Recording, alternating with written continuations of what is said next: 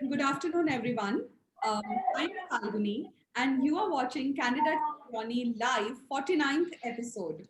Unfortunately, because of technical circumstances, we could not go live with this episode, and hence we are recording this Zoom discussion.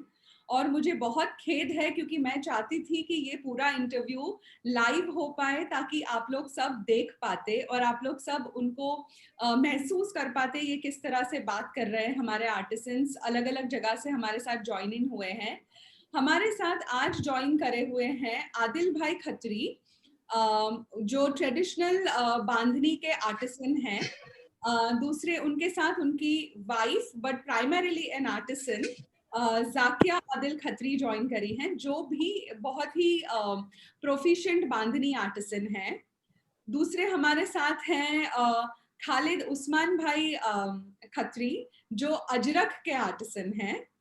फिर हमारे साथ हैं पाचन प्रेमजी सीजू, पाचन भाई जो भी एक वीवर हैं। और हमारे साथ हैं प्रकाश भाई सीजू, जो भी वीवर हैं। हमने पांच अलग अलग लोगों से आज बात करना चाह रहे हैं और बात का डिस्कशन का एक मुद्दा बहुत क्लियर था। रीजन आज ये 5 लोगों को हम वेलकम कर पाए हैं, that is because of Judy Frater, जो बहुत ही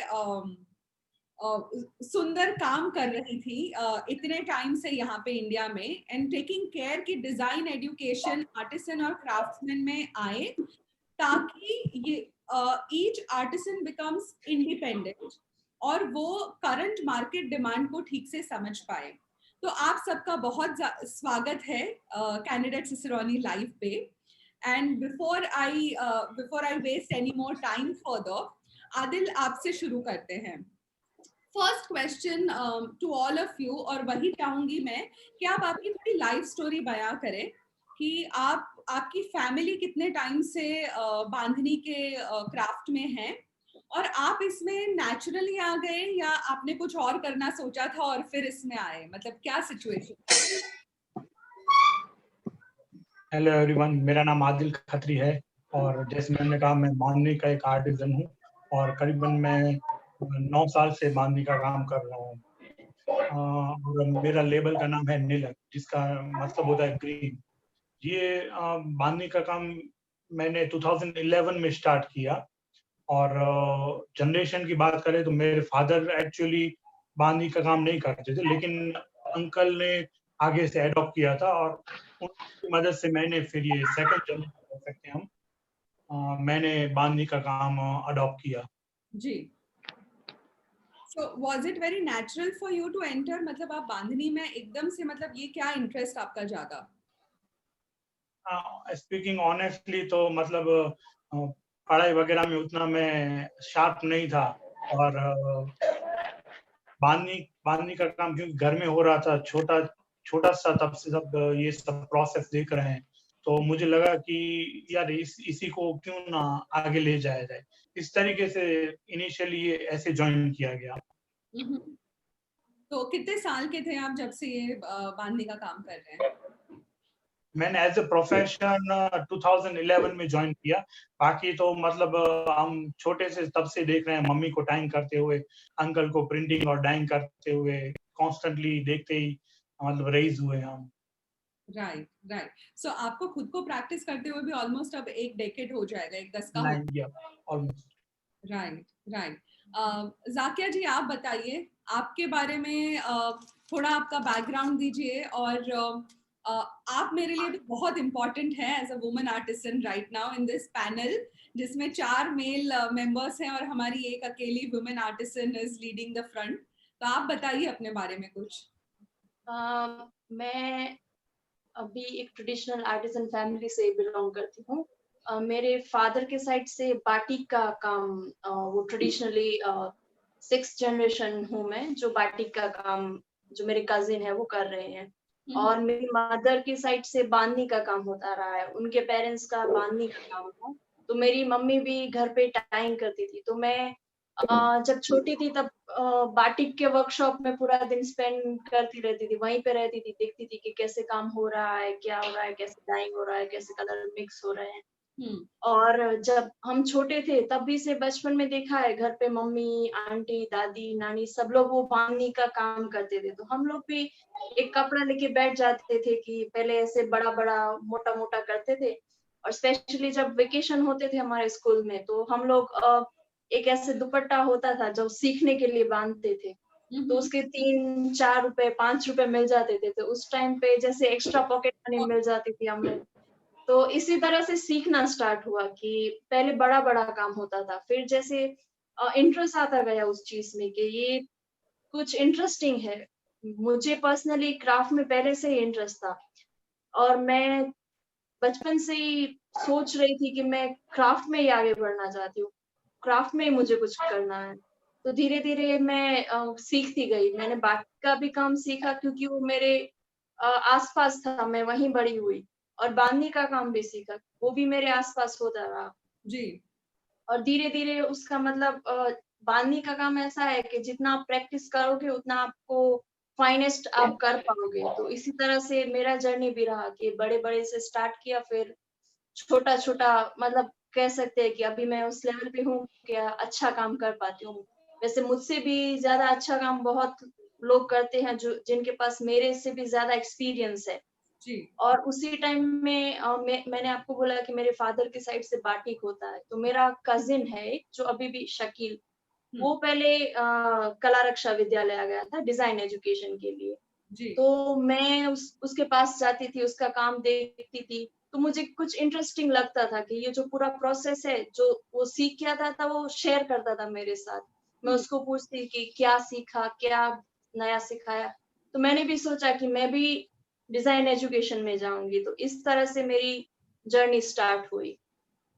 सो आपका फर्स्ट जो आपने बांधनी बांधा था उसके कितने रुपए मिले थे आपको? नहीं, वो जो ऐसे ही टुकड़ा लेके बैठ गए थे, तो वो फिर हमारा खुद का वर्कशॉप था, तो पापा को बोला कि डाइंग करके दो, तो डाइंग करके दिया, फिर खोला तो खुद पहन के घूम रहे थे कि ये मैंने टाई किया है, मैंने टाई किया है। फिर उसके बाद जो मैंने पहला टाई किया था उसके मुझे 3 रुपए मिले थे। वो एक दुपट्टा था जो लोकल मार्केट के लिए कॉटन का बनता है, तो वो 3 रुपए मिले थे फर्स्ट टाइम डाइंग के लिए। Very cool. और वो कितने साल पहले था, जाकिया? मैं सेकंड या थर्ड में पढ़ाई करती थी तब। Very early. बहुत सुंदर, बहुत सुंदर। खालिद भाई, आप बताइए आपका कैसे रहा जर्नी? आपकी हिस्टोरिकली फैमिली ये काम करती थी, आप कैसे जुड़े ये काम में, कितने साल से आप ये काम कर रहे हैं? जी, मैं अपनी पढ़ाई छोड़ने के बाद इसी काम में आ गया। मैंने 8 कक्षा तक पढ़ाई की है, जी। क्योंकि पढ़ाई में ज़्यादा इंटरेस्ट नहीं था मुझे। मुझे क्या है कि हर काम सीखने में, नया नया काम सीखने में बहुत इंटरेस्ट है। इसीलिए मैं पढ़ाई के बाद फ़ौरन अपने पापा के साथ इसी अजरक वाले काम में लग गया था। और फिर पापा सब काम करते थे। अगर घर पे किसी चीज़ की ज़रूरत है, कंस्ट्रक्शन का काम है या सुथारी काम, जो लकड़ी का काम करते हैं वो भी, और जो ब्लॉक बनाते हैं, तो वो सारी चीज़ें पापा से मैंने सीख ली थी। लेकिन अर्थक्वेक के बाद वो जो हमारा भुज में सेटअप था पूरा, वो पूरा गिर गया था। तो जो काम हमारे पास जो था सब खत्म हो गया था। जी। उसके बाद हमने आगे पीछे छोटी छोटी मजदूरी करके अपना गुजरान चलाते थे। जो पापा तो अर्थक्वेक में एक्सपायर हो गए थे। और फिर यहाँ पे अजरकपुर नया गांव डेवलप हुआ, तो हमारे ही सब बिरादरी के लोग यहाँ थे, तो हमने सोचा कि चलो वहाँ जाके हम कुछ काम मिल जाएगा। तो इस तरह हम अजरकपुर आए। और जी। अजरकपुर आने के बाद जो हमारे भाई लोग हैं जो ब्लॉक प्रिंट का काम करते थे, उनके पास मजदूरी के लिए मैं जाता था। वो तकरीबन 2.5 से 3 साल तक मैं उनके पास गया। फिर आहिस्ता आहिस्ता मैंने अपने खुद का वर्कशॉप चालू किया। तो उसमें ऐसा होता, कभी काम मजदूरी पे मिलता था, कभी नहीं मिलता था। तो एक टाइम ऐसा है कि बिल्कुल काम नहीं मिल रहा था। तो फिर मुझे कंस्ट्रक्शन काम में थोड़ा जानकारी थी, तो फिर मैं यहीं अजरकपुर में कंस्ट्रक्शन का काम शुरू कर दिया। उसके बाद ये कलरक्षा बाद यहाँ आदिपुर में सोमैया कला विद्या शुरू हुआ। जी तो वहाँ मैंने अपने बेटे मुस्तफ़ा को 2015 में वहाँ डिज़ाइन के लिए भेजा था। जी तो वहाँ उन्होंने पढ़ाई करने के बाद फिर वो एक क्लास करके आए, फिर अपने डिज़ाइन की बातें कर रहे थे अलग अलग। मुझे बहुत इंटरेस्ट आया उसमें कि ये क्या चीज़ है क्या नहीं है।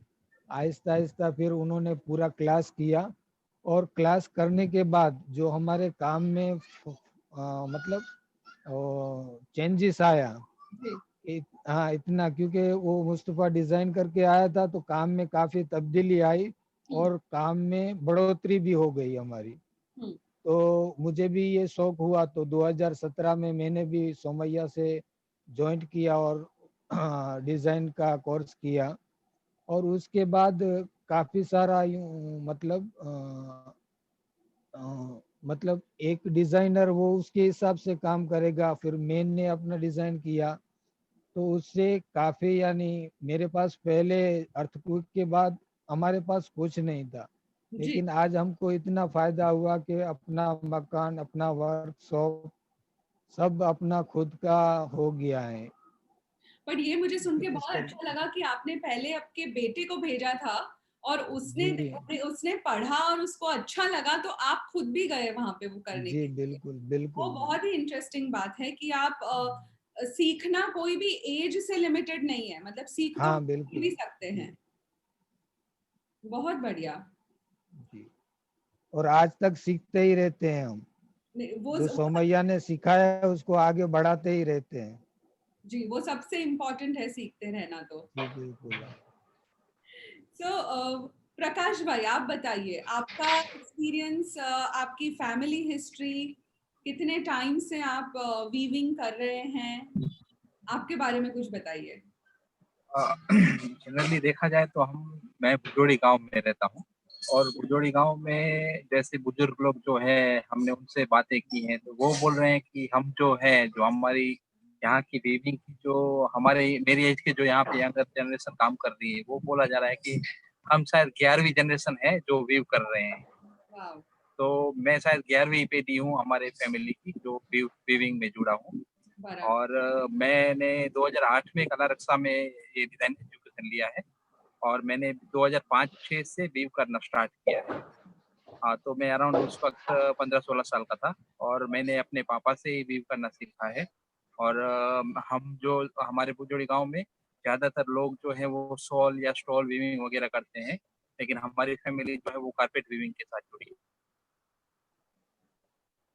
तो वैसे जैसे शुरुआत में बात की जाए तो जब मैं एजुकेशन में जब यहाँ पढ़ाई कर रहा था, तब ऐसा था कि तब मेरा ये रीडिंग में थोड़ा झुकाव कम था, क्योंकि उस वक्त जो मेरे पापा भी करते थे वो एज जॉब मास्टर के लिए काम करते थे। तो तब उसमें उस वक्त जो हमारी फाइनेंशियल थी वो इतनी अच्छी नहीं थी। उस वक्त हमारी वही इतनी अच्छी नहीं होती, तो तब थोड़ा सा उसमें प्रकाश इंटरेस्ट आपका आवाज तब मेरे दिमाग में।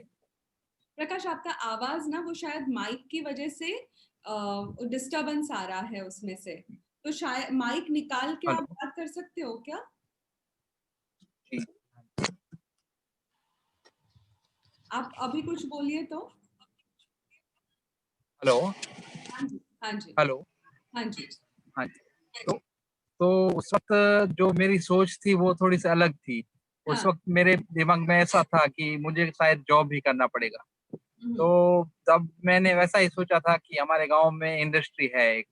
तो मैंने सोचा था कि मैं शायद एसएससी पास करके वो इंडस्ट्री का कोर्स करके मैं वहां पे जॉब करूंगा। बराबर। लेकिन धीरे धीरे ऐसा हुआ कि पढ़ाई के साथ साथ जब जब मेरे पास जो रूम थी वो खाली रहती थी, वो कहीं बाहर आना जाना उनको होता था, तब मैं बैठ के थोड़ी थोड़ी प्रैक्टिस करता था उसमें। तो हम्म धीरे धीरे ऐसे मेरा माइंड जो डाइवर्ट हुआ इस वीविंग में। तो हम्म फिर मैंने एसएससी पूरा करके शॉर्ट कोर्स एक इंडस्ट्री का आईटीआई का भी किया, हम्म और उसके बाद मैं वीविंग में कंटिन्यूस जुड़ गया। तो हम्म उसी वक्त से फिर क्या हुआ कि जब मैं जुड़ा और उस वक्त से हमने खुद ने अपना खुद का वीविंग स्टार्ट किया, तो उससे ऑटोमेटिकली हमारी जो फाइनेंशियल कंडीशन है या जो भी कंडीशन हमारी थी वो थोड़ी सुधरने लगी, और फिर हमने खुद का अपना स्टार्ट किया। और उसी के साथ साथ जैसे 2008 में मैंने कोर्स किया, तो वहाँ से भी बहुत सारे हमें आइडियाज मिले और बहुत सारी अच्छी वहाँ से भी माहिती जो मिली हमको, काम को कैसे इम्प्रूव करना है, वो बहुत सारा वहाँ से आइडियाज और वो मिलके फिर हमने उस वक्त से मैं अभी तक ये वीविंग काम कर रहा हूँ। बहुत इंटरेस्टिंग लग रहा है आपकी सबकी बातें सुन के, ये कि जनरली आप सबने बाय चॉइस सिलेक्ट किया है, एक्सेप्टिंग एक आध पर्सन का कि ठीक है मतलब और कुछ नहीं मिल रहा था तो मैं कर लूं, बट वापस से आप आ गए हो यही प्रोफेशन में, you want to keep coming back to the profession, which is very very interesting. Pachan भाई, आप बताइए आपकी फैमिली हिस्ट्री के बारे में थोड़ा सा और आपकी जर्नी के बारे में। नमस्ते, मेरा नाम सिजू पचान है और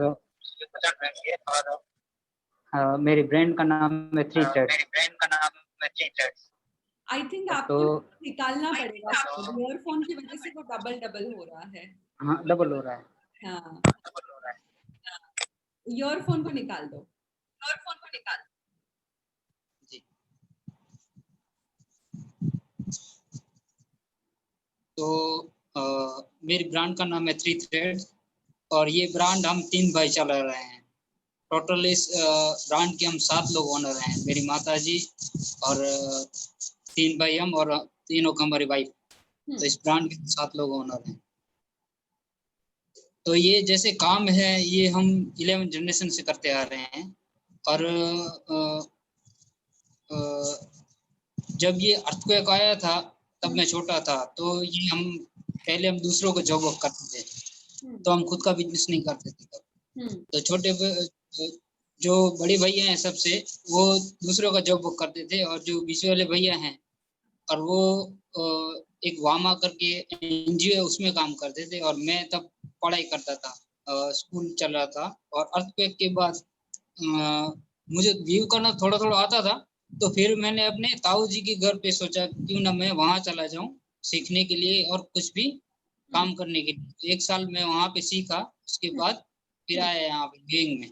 तो वीविंग में मैंने 1 साल के बाद वीविंग घर पे आके किया, तो मुझे इसमें मजा तो आ रहा था पर पैसे नहीं मिल रहे थे।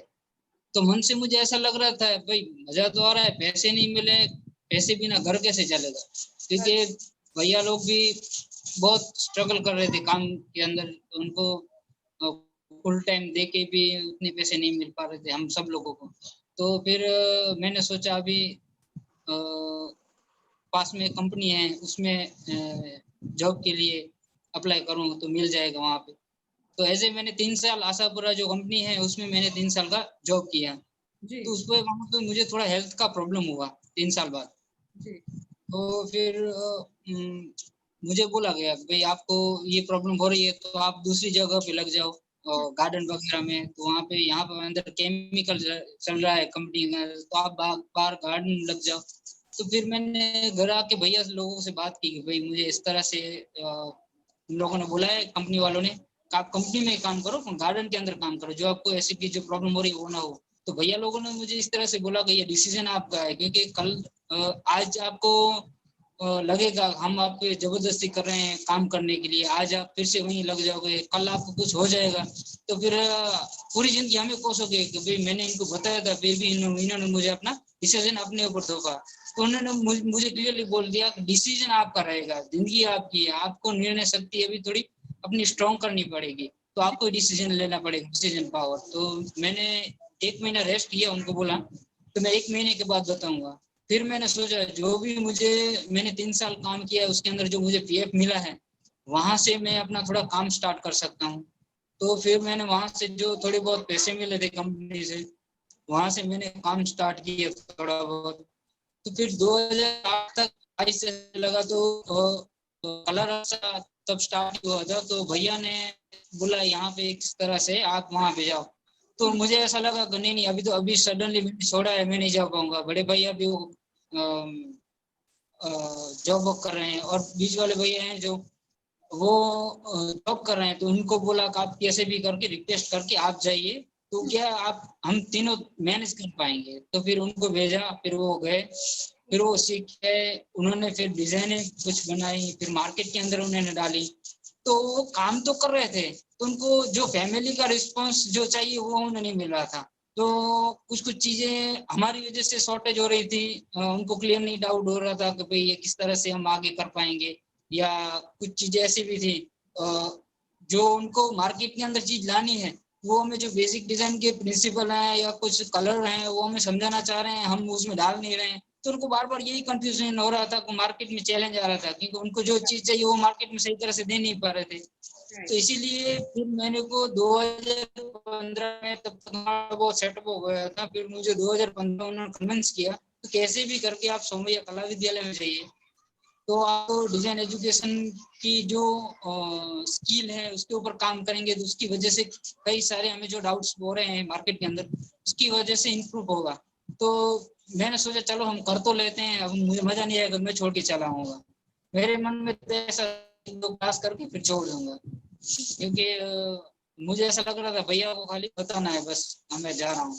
फिर जैसे ही मैं वहाँ कलर के बारे में और डिजाइन के बारे में और कई चीजें ऐसी थी जो मुझे एक दिशा दिखाने लगी, नहीं नहीं ये एक अलग बात है, उसके अंदर आप जाएंगे तो बहुत सारा कुछ है उसके अंदर आप कर सकते हैं। उसके अंदर मुझे ऐसा भी लगा कि मैं अपनी खुद की पहचान बना सकता हूँ। राइट, तो उसके बाद वहां से आपका फिर काम बेसिकली जी फिर मैंने ठीक है जी फिर हमारा वहां से काम स्टार्ट हुआ। फिर जैसे ही मैंने डिजाइन क्लास खत्म किया और वहां से लौट गया, फिर मैंने भैया को कहा वहां पे बीए में एजुकेशन प्रोग्राम होता है, जैसे हमने डिजाइन तो कर ली, अब इसे बिजनेस की तरह से किस तरह से मार्केट के अंदर किस तरह से लॉन्च करेंगे, तो आते भैया मैंने बीए करने के लिए भेजा। राइट, सो पहचान भाई उसके बारे में बाद में बात करेंगे, मेरे पास दूसरे क्वेश्चंस हैं, तो आई थिंक ये डिस्कशन को थोड़ा सा कट शॉर्ट करते हैं and I will go back to the first other question that I have. अब ये करेंगे क्योंकि हमारे पास टाइम कम रहेगा, अगर हम इंडिविजुअली हर पर्सन बहुत सारे आंसर्स कर रहा है तो we have total of 45 minutes का time, right. So now my next question तो हर किसी के लिए है कि आपने जो पहला आपका जो प्रोफेशनल काम शुरू किया, वो प्रोफेशनल काम का एक्सपीरियंस, अब तो काफी साल हो गए जैसे आपको काम करते, किसी को 5 साल हुए हैं, किसी को 15 साल हुए हैं, किसी को 10 साल हुए हैं काम करते, वो एक्सपीरियंस और उस टाइम की चैलेंजेस और अभी की चैलेंजेस में कोई फर्क है? जी जी ऑफ कोर्स है, क्योंकि पहले कुछ चीजें थी वो अब वो हमें नहीं लगती हैं। जैसे किसी के साथ डिजाइनर के साथ हम काम कर रहे हैं तो अब वो चीजें हम समझ पा रहे हैं, पहले वो नहीं समझ पा रहे थे। कुछ चीजें हैं वो हमें लेआउट देते थे तो हम उनको तुरंत ही मना बोल देते थे ये नहीं हो पाएगा। अब जो बेसिक डिजाइन के टर्म यूज करते हैं उसकी वजह से काफी हमें हेल्प होती है काम में भी। श्योर। आदिल एंड क्या मतलब पहले से अभी ज्यादा कॉन्फिडेंस फील कर रहे हैं। जब मैंने सबसे पहला प्रोफेशनली काम किया तो मतलब अकेले ही ऑर्डर हैंडल नहीं किया था, मेरे अंकल के साथ मिलके किया था, लेकिन अब खुद से ये सब कर रहे हैं।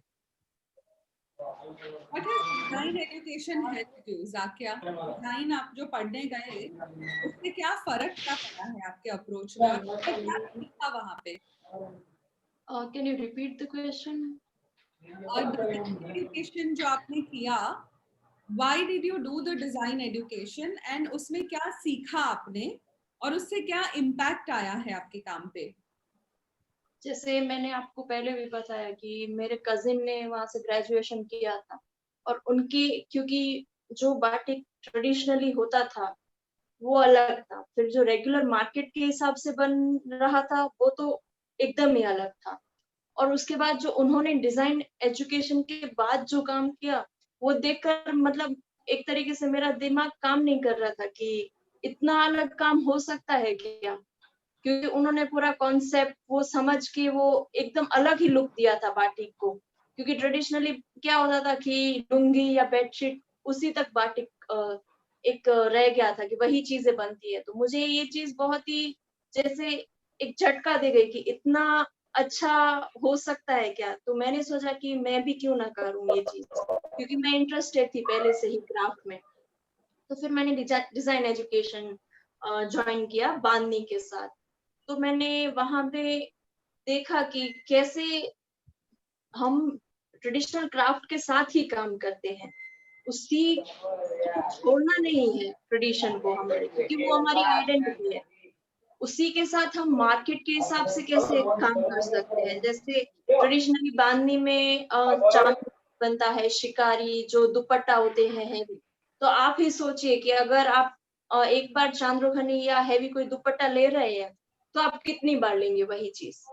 एक बार, 2 बार, मैक्सिमम 3 बार। उसके बाद आपको भी कुछ नया चाहिए, तो वो नया हम खुद बना सके। क्योंकि हमेशा कैसे होता था कि बाहर से लोग आते थे, हमें बताते थे कि ऐसे ऐसे करना है, और हम लोग वो कर भी देते थे। तो अब हम लोग ही हमारा खुद का नया डिजाइन क्रिएट कर सकते हैं, हमें उसके लिए किसी और के ऊपर डिपेंडेंट नहीं रहना है। तो ये मेन चीज सीखी है। और मार्केट के हिसाब से जैसे हम मार्केट में काम कर रहे हैं, तो जो डिजाइन कोड है, जैसे हम कह सकते हैं कि एक फैशन लैंग्वेज है, डिजाइन लैंग्वेज है, वो हम समझ पा रहे हैं कि क्या मतलब होता है उस चीजों का, कैसे उसको मतलब मार्केट के हिसाब से बनाना है, क्या कलर। क्योंकि हम लोग जो हमारा फाइनल कलेक्शन बनता था, तो हम थीम के ऊपर काम करते थे, सीजन के ऊपर काम करते थे, कलर थोड़ा इलैबोरेट करोगे जब आप कहते हो कि थीम के ऊपर काम करते हो या कलर के हिसाब से, उसको थोड़ा सा इलैबोरेट करिएगा।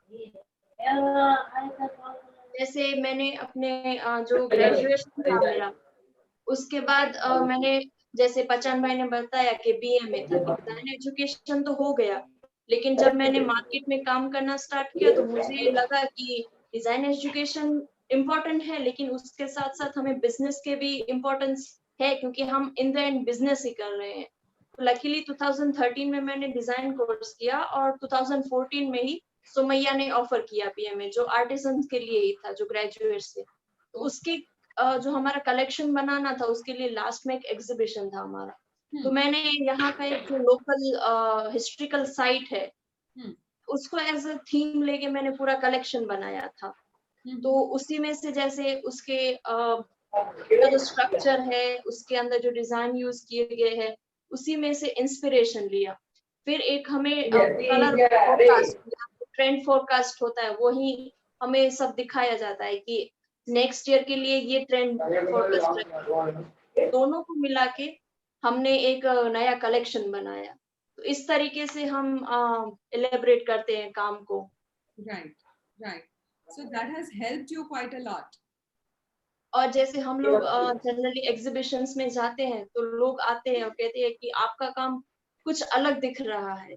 तो हम एक्सप्लेन करते हैं उनको कि हम लोगों ने पूरा कॉन्सेप्ट सोच के काम किया है, क्योंकि हमने खुद काम किया है स्टोरी के ऊपर। तो वी हैव अ स्टोरी, हमारे पास स्टोरी होती है और लोग कनेक्ट कर पाते हैं प्रोडक्ट में उसको, तो लोगों को ज्यादा मजा आता है और उनको कुछ नया भी मिलता है।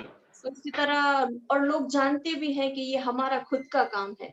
Absolutely. और लोग हमें पहचानते हैं। तो ये एक बहुत बड़ा बेनिफिट है डिजाइन एजुकेशन का। Fantastic fantastic. कैरिंग फॉरवर्ड जो आपने बोला उस पर से खालिद भाई, आप मुझे ये बताइए कि सब लोग काम कर रहे हैं, राइट? कुछ लोग बांधनी में कर रहे हैं, कुछ लोग अजरक में कर रहे हैं, कुछ लोग कर रहे हैं अपना काम। आपका काम, मतलब मैं कंज्यूमर हूँ आज, मैं खालिद भाई के पास से क्यों लूंगी? मतलब मेरे को तो सब अजरक आर्टिसंस अगर सिमिलर लग रहे हैं, तो आपके काम में खासियत अलग कैसे लाते हैं आप आपकी कम्युनिटी के अलावा से? वो उसके लिए आप क्या करते हो खुद? मैम ऐसा है कि हमारे सब अजरक अजरक का काम करते हैं जी, लेकिन अजरक का काम सिमिलर नहीं होता। वो क्या है, सबका एक टेस्ट होता है। तो जिसका टेस्ट। खालिद भाई एक सेकंड, पाचन भाई आपका प्लीज म्यूट कर देंगे, पीछे से बहुत आवाज आ रहा है, थोड़ी देर के लिए म्यूट कर देंगे इसको। Thank you. हाँ जी खालिद भाई। क्योंकि सबका अलग अलग एक टेस्ट रहता है, तो ये टेस्ट कहाँ से आएगा कि जो लोगों को ज़्यादा अच्छा लगे, वो हमने डिज़ाइन के बाद ये टेस्ट उसमें कैसे ज़्यादा आवे वो सीखा है। क्योंकि मैंने आपसे बात भी की थी कि 2018 में दिल्ली एग्जीबिशन में गया था, तो वहाँ के लोग हर बोलते थे कि अजरक तो हम काफी सारी लेते हैं, लेकिन हमको कुछ नयापन चाहिए। तो उसके बाद हमने कई सारी नए डिजाइन है। मैं आपको एक एग्जांपल देता हूँ कि अजरक का ब्लॉक होता है वो स्क्वायर में होता है जी। वो हम जो ऑल ओवर प्रिंट करते हैं, तो अगर कुछ गलती के हिसाब से आगे पीछे हो जाता तो ब्लॉक एक दूसरे के ऊपर आ जाता है। तो जब हमने क्लास नहीं किया था तब हमको ऐसा लगता था कि ये हालांकि बिगड़ गया है, लेकिन क्लास करने के बाद हम जानबूझकर उसके ऊपर दोबारा और तीसरी बार उसी ब्लॉक को रिपीट प्रिंट करते हैं, क्योंकि नया डिजाइन डेवलप होता है।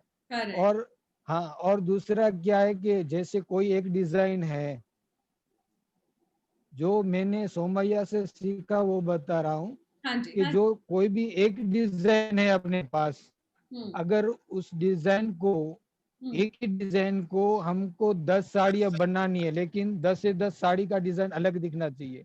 हालांकि डिजाइन वही इस्तेमाल करनी है, लेकिन उसका प्लेसमेंट चेंज करके उसी 10 को अलग अलग चेंज करना है। तो वो क्या है, वो डिजाइन के बाद हमने ये चीज सीखी है। क्योंकि हर बार हम अलग अलग नया काम देते रहते हैं, तो लोग पसंद करने वाले ही हैं कि क्योंकि इनके पास हर बार हमको कुछ नया मिलता है। अब जब नया मिलेगा तो कस्टमर भी ज्यादा मिलने वाले ही है। कस्टमर का ये तो हमेशा रहता है, आई थिंक सब अग्री करेंगे, नया चाहिए, कुछ नया चाहिए। कुछ नया चाहिए, बिल्कुल। वो सुन सुन के थक नहीं जाते आप? नहीं, हमको तो और खुशी होती है कि हम और नया बनाएंगे, मतलब। जी। बहुत बढ़िया, बहुत बढ़िया। मुझे क्या, प्रकाश, हालांकि हाँ जी। हालांकि मुझे एक ही डिजाइन बार बार प्रिंट करने में मजा नहीं आता। अच्छा, तो फिर अच्छी बात है। तो वो क्या है, हर बार नया कुछ करते हैं तो अपना दिमाग भी खुलता है और नया चीज भी मिल जाता है। बिल्कुल, बिल्कुल, बिल्कुल। प्रकाश भाई, आपसे पूछना चाहूंगी कि आपका वीविंग का प्रोफेशन है और आप कारपेट वीविंग करते हैं। अब कारपेट वीविंग में स्टाइल्स बहुत अलग अलग होती है, मतलब इंडियन कंज्यूमर कुछ अलग ही प्रेफर करता है, जबकि आपके ग्लोबल इंटरनेशनल कंज्यूमर होंगे वो लोग कुछ बहुत ही अलग प्रेफर करते होंगे, राइट? तो आपके डिजाइन एजुकेशन से इसमें क्या फर्क पड़ा है? आप कंज्यूमर की डिमांड कैसे समझ पाते हो? उसमें कुछ फर्क पड़ा है आपके लर्निंग में? जी, देखिए जब पहले वीव करते थे हम, जैसे मेरे पापा वीव करते थे, तो उन्होंने तकरीबन अराउंड 21 सालों तक सिर्फ 1 या 2 डिज़ाइन ही वीव किए थे। ओके। फिर उसके बाद मैं उनके साथ जुड़ा और हमने हमारा स्टार्ट किया काम, और मैं ये डिज़ाइन एजुकेशन मैंने दिया। तो उसके बाद से आज तक ऐसा हुआ है कि शायद हमने जब भी नया कुछ डिज़ाइन डेवलप किया है, तो शायद 1 या 2 पीसेस ही उसमें बनाए हैं। हर बार जब हम वीव करते हैं, तो हर बार कुछ ना कुछ नया ही बनाते हैं, और राइट, स्पेशल किसी कॉन्सेप्ट के ऊपर या कोई ना कोई उसमें स्टोरी होती है, उसके हिसाब से ही पीस बनाते हैं। राइट, और जैसे बात हम मैं करूँ, तो अभी हम पिछले शायद 12 सालों से एक यूरोप में फिनलैंड बेस्ड एक पार्टी है, उनके राइट, साथ हम काम करते हैं। राइट। तो जैसे उनकी डिमांड अलग रहती है, हमारे इंडिया में जैसे कलर्स वगैरह चलते हैं, वो वहाँ पे नहीं चलते हैं। तो हम उनके साथ वैसे ही उसी तरह कोलैबोरेशन करते हैं कि हमारी कच्छ की जो आइडेंटिटी है, जो हमारी वीविंग टेक्निक है, वो बनी रहे और उनके हिसाब से हमारे प्रोडक्ट्स बने। तो वो ट्राई करते हैं, और धीरे-धीरे आज तक अभी तक आते-आते हमने जब उनके साथ काम स्टार्ट किया, तो क्या था कि ज़्यादातर प्लेन व्यू, उनको वो स्कैंडिनेवियन टाइप का स्ट्राइप्स वगैरह ऐसा पसंद था। तो करेक्ट। उस वक़्त हमने स्टार्टिंग किया तो ऐसा व्यू करते थे। लेकिन अभी तक आते-आते अभी हम पिछले 6 महीनों से हमने अ हमारी टेक्निक में थोड़ा बहुत चेंजेस किया है, और हमारी कच्छ की ही टेक्निक में वीविंग की स्टाइल थोड़ी-सी चेंज की है, और इसी में पाइल वीविंग हमने स्टार्ट किया है वीव करना। तो उसमें हमारा कच्छ का भी रहे और थोड़ा-सा नया भी इन्वॉल्व हो। तो उस तरह वो चेंजेस आने लगे हैं। जैसे जो डिज़ाइन एजुकेशन लिया उसी की वजह से, क्योंकि डिज़ाइन एजुकेशन नहीं लिया था, उससे पहले क्या था कि हमारा जो मन में थोड़ा-सा वो संकोच रहता था कि इसमें कुछ नया करेंगे और कुछ खराब हो जाएगा तो, या फिर करेक्ट। नहीं बनेगा तो। तो वहाँ पे जाके हमने वो सब सीखा कि आपको आपकी कच्छ की जो ट्रेडिशन है, कच्छ की जो टेक्निक है, उसी को साथ में लेके क्या नया करना है और किस तरह होगा, वो सब कुछ हमको वहाँ पे जाके सीखने को मिला। तो करेक्ट। हम फिर अभी वहाँ वो 1 साल का कोर्स करके हमारे मन से, हमारे दिमाग से वो जो डर था वो निकल गया है पूरा। तो अभी वही वही वहाँ पे जो हमने सीखा है, वही उसी को अप्लाई करके हमारे काम में अप्लाई करके हर बार कुछ ना कुछ नया इनोवेशन करते हैं। Which is brilliant. मैं कल जाकिया से बात कर रही थी और मैं एक्सपोजर की बात कर रही थी कि अगर आप आपके ही कम्युनिटी में अगर रहते और वहाँ जो अपने कम्युनिटी से सीखते हैं वो बहुत इंपॉर्टेंट है, बिकॉज वो आपका ट्रेडिशनल हेरिटेज है, राइट? तो वो एंसिस्टर्स ही हमको सिखा सकते हैं और हम उन्हीं से सारा नॉलेज ले सकते हैं। लेकिन उसके बावजूद अगर जब तक आप बाहर नहीं जाते हो तो आपको पता नहीं चलेगा कि कस्टमर को क्या चाहिए। अगर हम केवल हमारे गांव में रह के काम कर रहे हैं तो हमको पता नहीं चलेगा मार्केट डिमांड क्या है, राइट? तो आप लोगों का एक्सपीरियंस कैसे रहा है? मतलब इंटरनेशनल एक्सपोजर या एक्सचेंज स्टूडेंट की तरह कभी काम किया है या इंटरनेशनल मार्केट्स आपने विजिट किए? क्योंकि आप चारों चार अवार्ड विनिंग आर्टिसंस हैं, आप पांचों पांच rather, all of you are award winning people. तो ये एक्सचेंज का कोई फर्क पड़ा है क्या? जी, जैसे पहले हम काम करते थे तो वो क्या होता था कि कोई किसी ने हमको कुछ फोटोज भेजा या जो भी इसकी स्केचिंग या ड्राइंग करके भेजी या जो भी यहाँ पे आके हमको बोलते थे लूम में कि ऐसा करना है, तो हम वैसा ही करके उनको दे देते थे। उसमें हमारा क्या है या क्या हमारा वैल्यू होना चाहिए वो हम कुछ नहीं देखते थे। लेकिन ये डिजाइन एजुकेशन और उसके बाद हमने कोलैबोरेशन के प्रोग्राम्स अटेंड किए। जैसे मैंने विस्कॉन्सिन यूनिवर्सिटी के स्टूडेंट्स के साथ को डिजाइनिंग के प्रोजेक्ट्स किए थे या फिर मेक्सिको ओहाका के आर्टिजन्स के साथ ऐसे एक्सचेंज प्रोग्राम को डिजाइनिंग किया था। तो उसके बाद बहुत सारे आइडियाज मिलते हैं उस प्रोग्राम से भी कि किस तरह जैसे हम हैं और हमारे साथ जो व्यक्ति काम कर रहा है उन दोनों का जो भी इसमें से नया इनोवेशन हो रहा है तो उन दोनों में दोनों का क्या उसमें इन्वॉल्वमेंट होना चाहिए। जैसे कि हमारा भी उसमें 50% इन्वॉल्वमेंट होना चाहिए और सामने जो हमारे पार्टनर हैं उनका भी इसमें होना चाहिए। वो दोनों का साथ जो दोनों के आइडियाज हैं कुछ नए इनोवेशन है वो मिलके एक नया प्रोडक्ट बने। तो वो सब अब हम सोच के वो काम करते हैं और इसमें भी बहुत सारे हमको मदद मिलती है, हेल्प मिलती है और नए आइडियाज भी मिलते हैं। Sure, sure, sure. Adil, you have something to add? Yes, actually जब इंटरनेशनल कोलैबोरेशंस होते हैं तब क्या होता है कि हम तो हमारा क्राफ्ट जानते हैं, ठीक है, तो हम क्राफ्ट के दायरे में ही रह के सब सोचते हैं। लेकिन जैसे कि प्रकाश भाई ने बताया कि विस्कॉन्सिन यूनिवर्सिटी के स्टूडेंट्स थे, तो वो तो ठीक है, हमारा क्राफ्ट उतना अच्छे से नहीं जानते, तो वो क्या उनका सोच होता है, वो कई बार आउट ऑफ द बॉक्स होता है।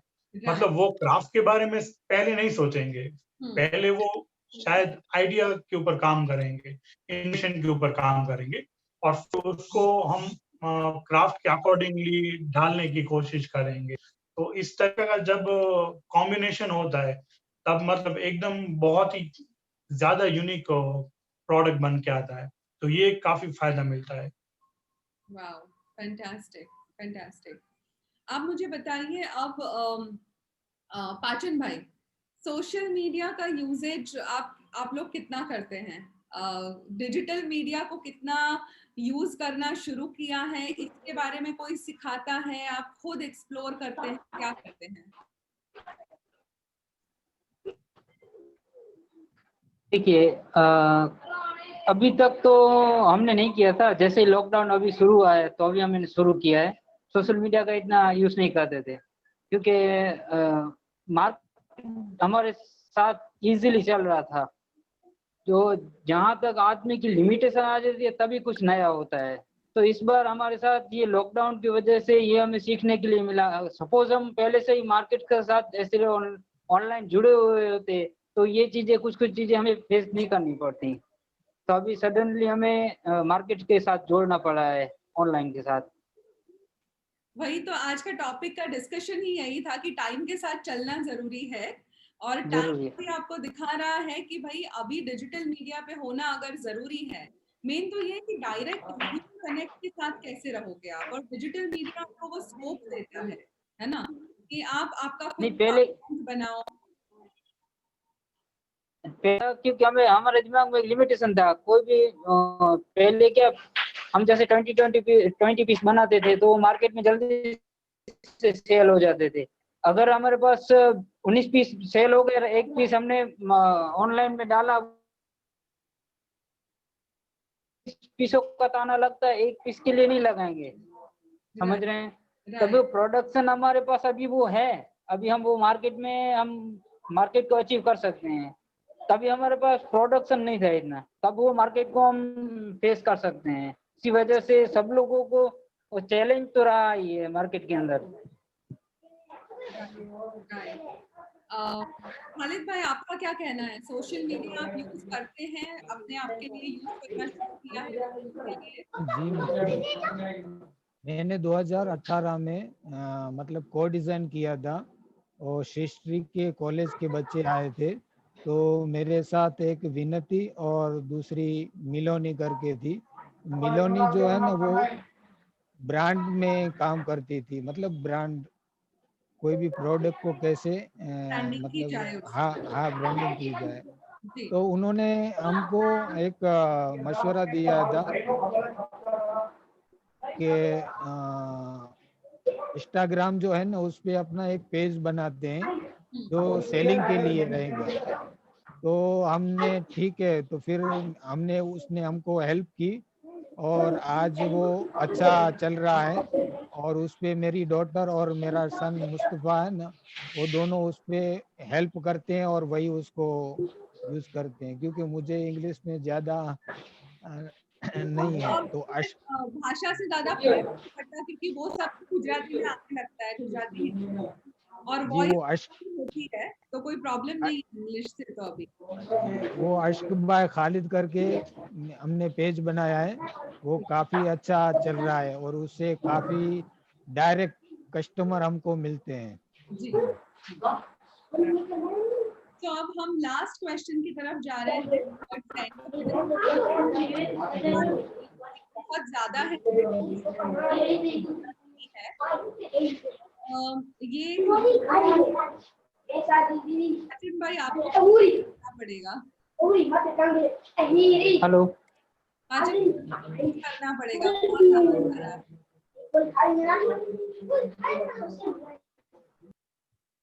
Thank you.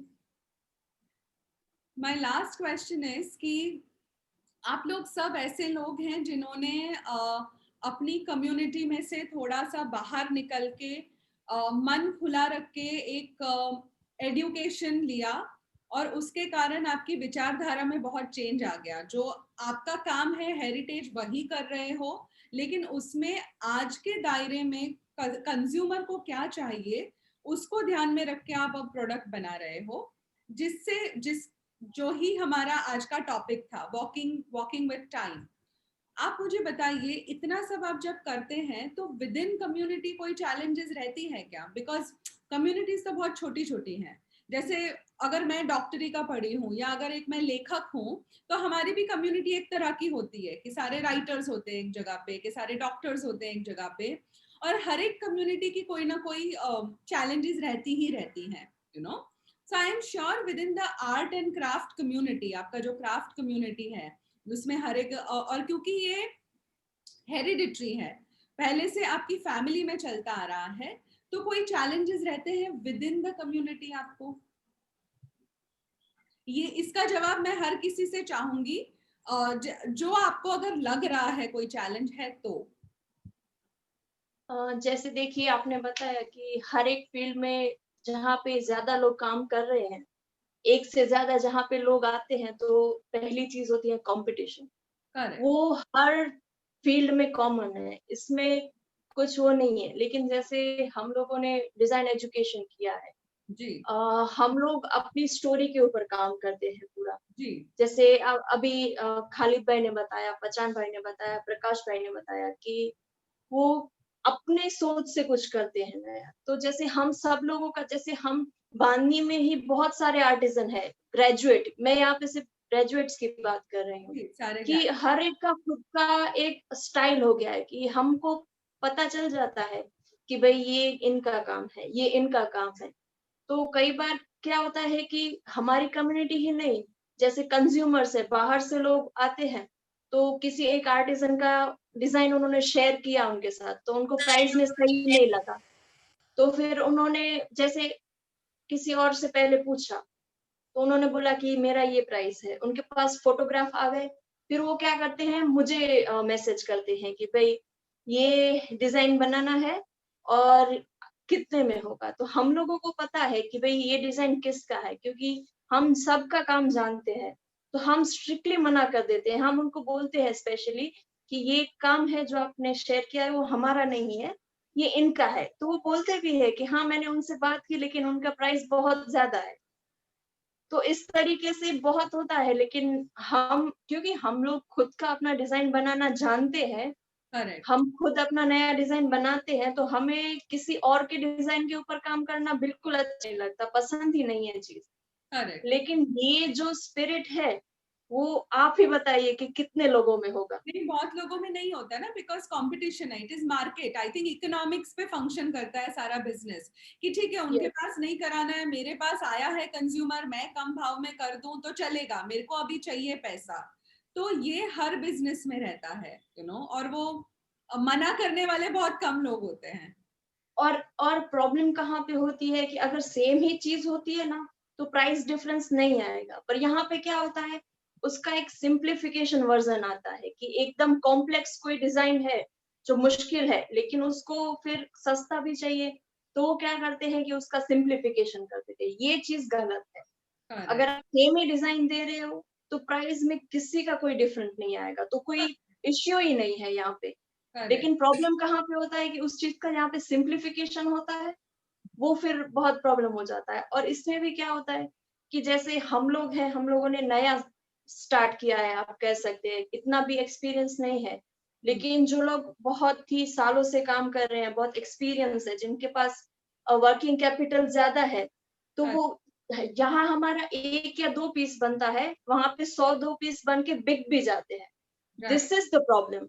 Exposure is the issue, I feel, and the capital investment like any other business, कि अगर आपके पास नहीं है तो उतना स्कोप नहीं है आगे बढ़ने का, आपके पास है तो बहुत ज्यादा स्कोप है आगे बढ़ने का।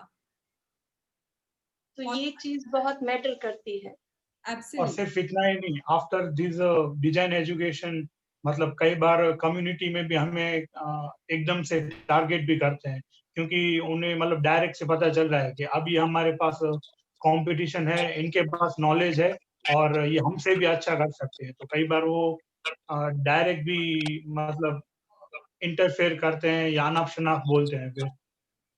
I understand. I think it is a very natural reaction though. Exactly. It's a very natural reaction, and जो react करते होंगे वो भी, I am assuming कि बहुत ही elderly लोग होते होंगे, so you can just let go of that. I think it happens in all businesses, right?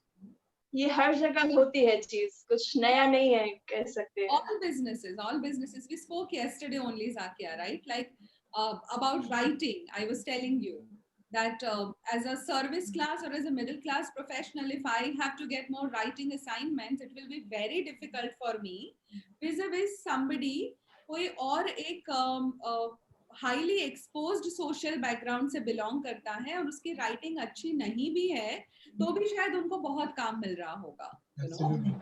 So this is something I think which we all are fighting with. All of us have to keep fighting it and pushing that boundary just a little bit every time.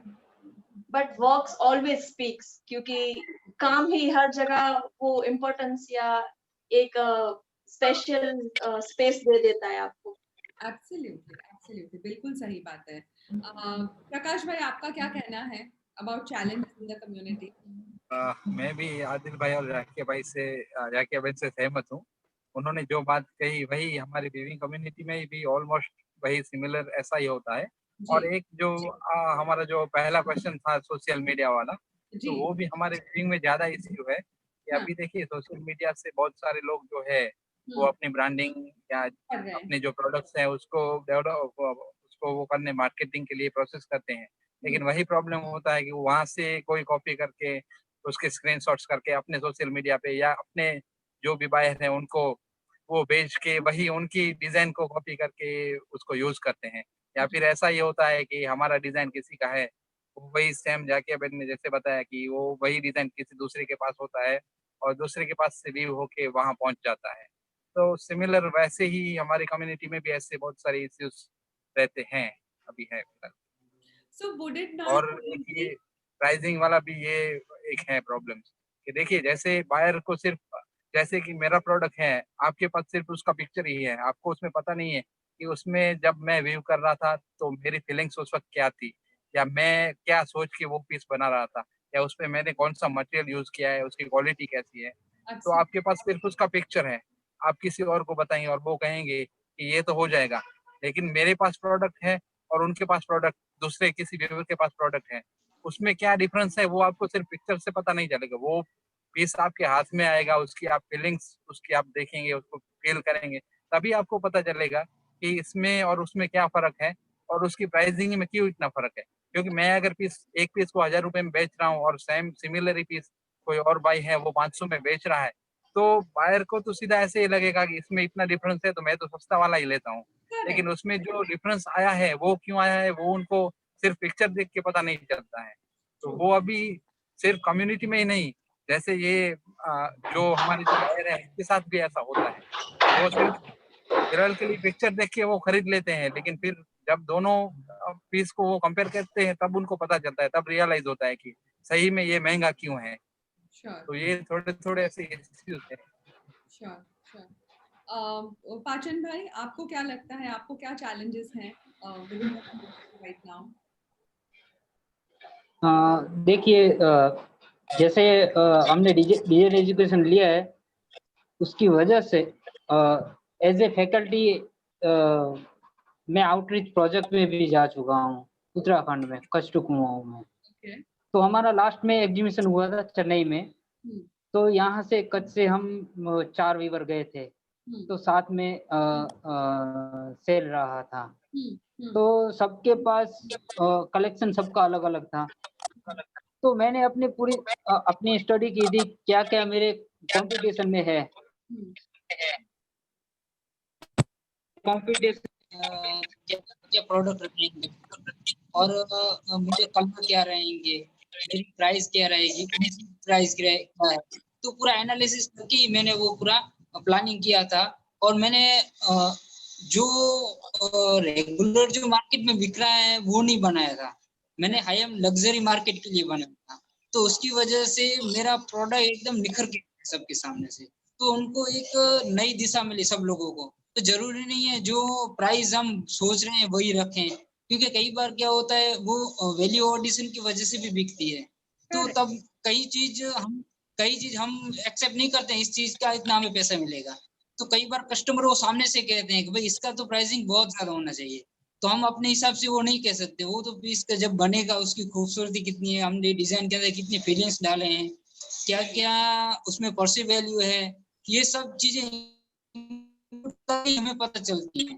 तो उसकी वजह से चीजें सीखने के मिली है मेरे को भी, जो मेरे साथ एग्जीबिशन में थे उनको भी। तो उससे उसकी वजह से काफी डिफरेंस रहता है मार्केट के अंदर भी, वो भी हमें भी फॉलो करने लग जाते हैं। नहीं नहीं, ये कलर लास्ट टाइम वहां चले थे तो इसकी वजह से चलने लगे हैं, तो ये कलर बनाए। जो हम फीलिंग, जो प्रकाश भाई ने बताया, जो हम जिस फीलिंग की वजह से हमने जिस वजह से काम किया है उस वजह से तो हमें ही पता होगा ना, जो थीम ली है, जो कलर जो यूज किए हैं उसकी वजह से। Right right right. Alright. Khalid भाई, आपके हिसाब से क्या चैलेंजेस हैं? वैसे सब लोगों ने बताया कि हर क्राफ्ट में चैलेंजेस तो रहते ही हैं, लेकिन मेरा थोड़ा बहुत क्योंकि पहले ये चीज मेरे से चैलेंजेस की होती थी, अब मेरे लिए चेंजेस वो है चैलेंजेस कि मतलब वो क्या, मैं जो काम करता हूँ आज की तारीख में वो हमारे जितने आर्टिजन हैं उनसे सबसे अलग काम करता हूँ जी। और ये मैं हर काम को इस तरह डेवलप करता हूँ कि ज्यादा जल्दी कोई उसको मतलब कॉपी न कर सके। जी। जब ये हमारी चीज कॉपी हो जाती है तो हम तो वो एक तरह से मतलब अच्छा लगता है कि ये हमारी चीज सही बनी है, तब जाके लोगों ने पसंद किया और दूसरे लोग इस चीज को बना रहे हैं। वो भी एक अलग नजरिया है देखने का। जी जी बिल्कुल। तो वो क्या, मेरा काम जल्दी, वो जो मेरा काम है वो किसी आर्टिजन के पास अगर कोई मेरा पिक्चर जाएगा तो एकदम अचानक से 100% नहीं बना पाएगा। जी। तो वो जब तक बनाएगा तब तक तो अपना प्रोडक्शन आराम से हो जाता है, मतलब ये चीज वो मैंने ऐसा ही शुरू से सब चीजें मतलब इस तरीके से सीखी है कि छोटे छोटे ब्लॉग यूज करना, क्योंकि आज लोगों को प्रोडक्शन चाहिए कि बड़े बड़े ब्लॉग्स प्रिंट करके जल्दी जल्दी प्रोडक्शन करके जो पैसा कमाना है कमा ले। हालांकि मैं छोटे छोटे ब्लॉग यूज करके वो चीज बनाता हूँ। अगर छोटा ब्लॉग यूज करेंगे तो उनको प्रोडक्शन नहीं कर पाएंगे और सस्ता भी नहीं बेच पाएंगे। इस तरह थोड़ा मेरा काम और स्ट्रक्चर पे मैं काम करता हूँ, वो भी सारा अलग तरीके से करता हूँ, तो जल्दी हमारे आर्टिजन नहीं कर सकते उसको।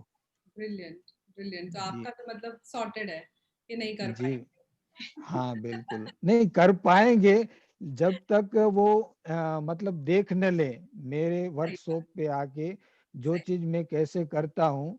जी, तो मुश्किल है, हर चीज मुश्किल, अगर वो मेहनत करेगा तो वो कर सकता है। हालांकि वो चीज मिलेगी या कोई और चीज मिलेगी। हालांकि हमसे भी ऐसा होता है कि कई चीज हम बनाते हैं लेकिन जो बनाते हैं वो नहीं नहीं होता, उसकी जगह दूसरा तीसरा नया कुछ मिल जाता है।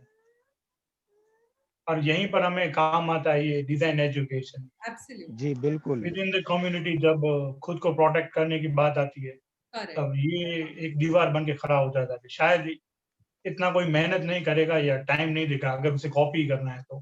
Correct, correct, correct, correct. मैं मुझे तो डिजाइन इतना काम आया है कि मेरा जो मतलब बढ़ोतरी हुई है डिजाइन के बाद ही हुई है। इतना बहुत कह दे बढ़िया, तो बहुत है बस। बहुत बढ़िया, बहुत बढ़िया। जी मुझे जी बहुत मजा आया आप पांचों से बात करके। एंड आई एम श्योर जब हमारे दर्शक ये देखेंगे उनको भी बहुत इंस्पिरेशन मिलेगा कि वाइल फैमिली से आप सीख रहे हो वो तो बहुत अच्छी बात ही है, लेकिन एजुकेशन का बहुत ज्यादा मायना रखता है अभी के टाइम पे।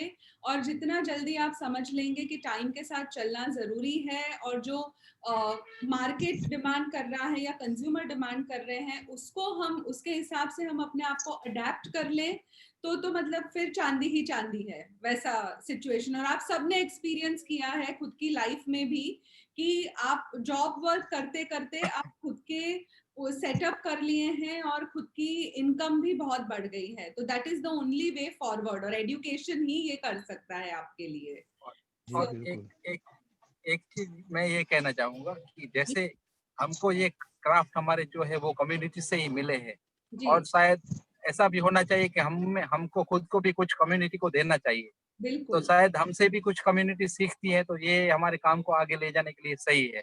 तो एब्स इसमें एक एक जो डर है वो निकाल देना चाहिए। अगर कोई हमसे सीख के कुछ उनके लिए करता है और उनको भी फायदा होता है तो राइट, ये अच्छी कम्युनिटी के लिए अच्छी बात होनी चाहिए। तो एब्स हम तो शायद हमारे पास ये एक्सपीरियंस है डिजाइन एजुकेशन का, तो हम तो कुछ शायद नया कुछ कर भी सकेंगे। लेकिन शायद हमसे कोई और भी सीखे तो हमारे लिए प्लस पॉइंट रहेगा। Brilliant, brilliant. Thank you so much. मेरे को यहाँ पे ये टॉक खत्म करना रहेगा। We have already crossed 1 hour now and I will not be able to publish it beyond that. So thank you so much आप लोग ये शो पे आए और हमारे साथ ये बात करी। खूब खूब धन्यवाद आपका। नमस्ते। Hello ma'am. Hello ma'am. हाँ जी खालिद भाई। मैं एक हमारे जो आर्टिजन है उनको एक बात कहना चाहूंगा जी, कि अगर जितना हो सके आप एक बार डिजाइन का जो कोर्स है वो करके उसके बाद डिजाइन कोर्स जो किया उसको सामने रखकर आप जो काम करेंगे तो उसको मतलब उसकी वो चीज अलग ही होगी। तो मैं हमारे जो आर्टिजन लोग हैं उनको कहूंगा एक बार जरूर आप डिजाइन कोर्स करें और फिर बाद में देखें कि उसका क्या रिजल्ट आता है। Thank you. Absolutely. Thank you Khalid भाई। Thank you everyone. Welcome welcome. And thank you हमें ये अपॉर्चुनिटी देने के लिए। Thank you.